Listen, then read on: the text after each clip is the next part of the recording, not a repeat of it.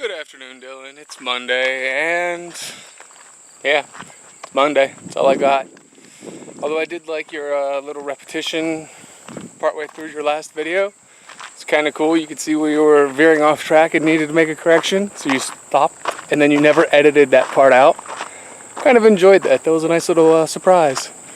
I think another thing that helps you be able to socialize and make friends in school, besides the whole you're in school, you're forced to do it kind of thing, up until higher education and colleges and universities, where you kind of do this on your own, is you're given tons of free time while you're in a school, in elementary and middle school and high school, to just talk to people. You're allowed to do that during lunch periods, all the times in between classes. Heck, even some classes have group activities that you get together and you spend half your time socializing while you're busy doing whatever chore the teacher has given you. So you don't always get that luxury at work, because when you're in a work environment, if you get together in a meeting, you're not always socializing the whole time.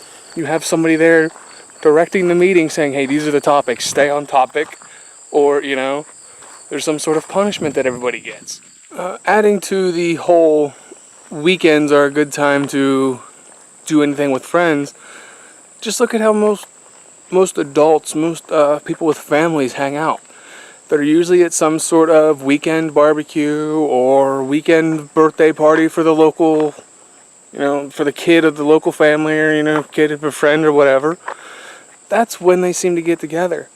They don't just get together random nights of the week most times, unless they've planned it weeks in advance so they can keep a schedule clean, where they can talk and keep in communication during this time to allow this date to stay free with no major crisis showing up.